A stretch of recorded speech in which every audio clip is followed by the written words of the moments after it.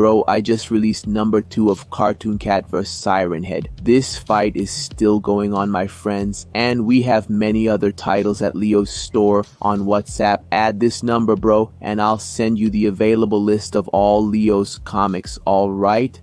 Merry Christmas to you all and a prosperous New Year. We're in this together. Bizarre stories from subscribers. Ha ha ha ha ha ha. Hello Leo, I'm Miguel, and I've always tried to be the best boy possible. I listened to my parents, did my homework, and even helped my little sister put her toys in the basket. Every year I wrote a neat letter to Santa Claus asking for a special present. This year I asked for an Action Bot Ultra 5000, an amazing robot that also turned into a spaceship. But this Christmas was different. On the morning of December 25th, I jumped out of bed full of expectations, ran to the living room with a smile on my face, and there was my present, a box wrapped in shiny red paper. I tore the paper open with excitement, but my smile disappeared instantly. Inside the box was a weird doll. It looked old with a strange smile and worn linen clothes. It wasn't the Action Boy Ultra 5000 that I wanted. Actually, it was something I would never ask for. My mom, seeing my face, said that maybe Santa Claus had made a mistake.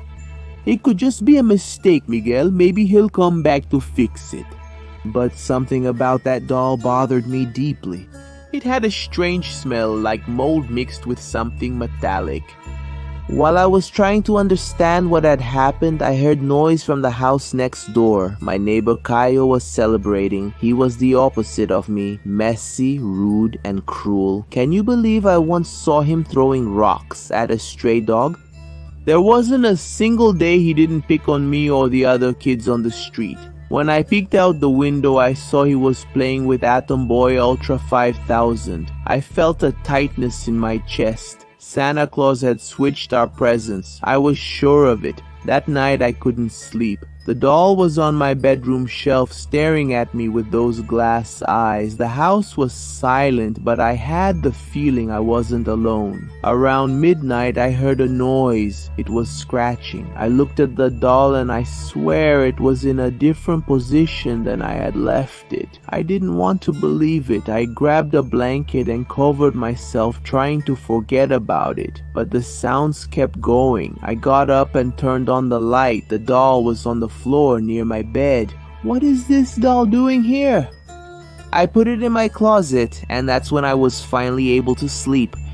The next morning I tried to convince my parents to throw the doll away, but they said I was overreacting. It's just a toy, Miguel, it won't harm you. That night I heard screams from Kaio's house. The noise was so loud that my parents woke up and went outside to see what was happening.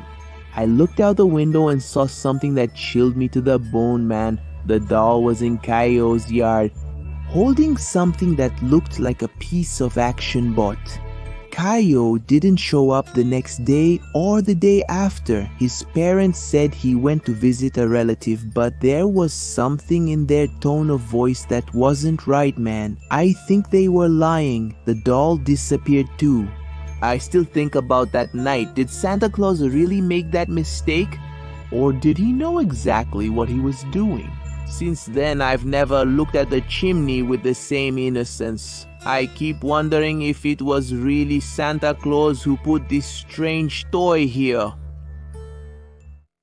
My name is Otavio, and it was Christmas night, December 25th. I woke up thirsty around 3 in the morning. Usually I would get water from the bathroom, but that night something made me go down to the kitchen. Our house was the only one on the street with a chimney, and I was sure that Santa Claus would use it to come in. As I was going down the stairs, I noticed something strange. Leo. The Christmas tree was lying on the floor. What happened here? Could it be that Max knocked it over? That's what I thought, right? Max is our dog, a very energetic and curious mutt as well. But he's always been well behaved. Before I could think any further, I noticed dirty footprints scattered across the floor. Santa Claus came in here, I'm sure of it. That's when I heard a noise from the pots in the kitchen. Maybe it was my dad or my mom, but that didn't make sense. I got close to the door and carefully looked inside.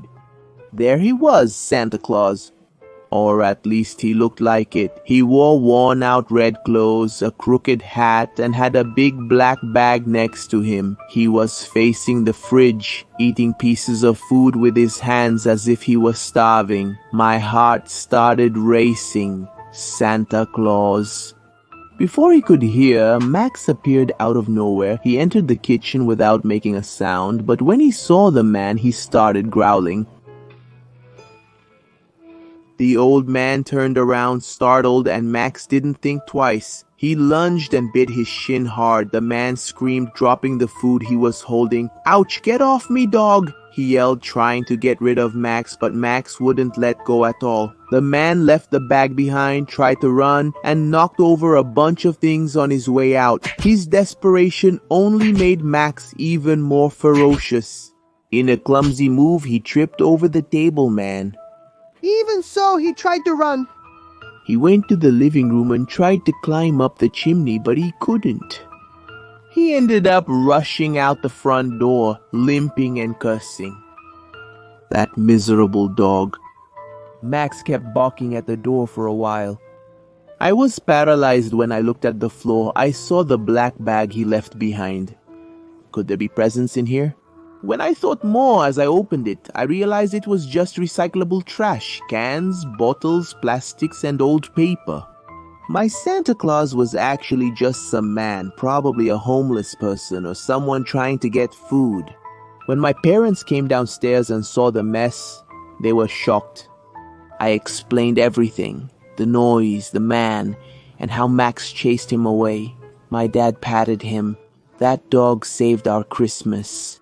I still think about it sometimes. It wasn't Santa Claus, but in a way, that night, Max was my hero. Luckily, the next morning when I went downstairs, my present was there under the tree. Everything was normal. I got the skateboard I had always dreamed of. I hope you enjoyed this bizarre subscriber story. And if you want to send in a story to appear in this segment, just send it to this email right here, inscritosleo@gmail.com, alright? I'm gonna wrap it up here, okay? Bye.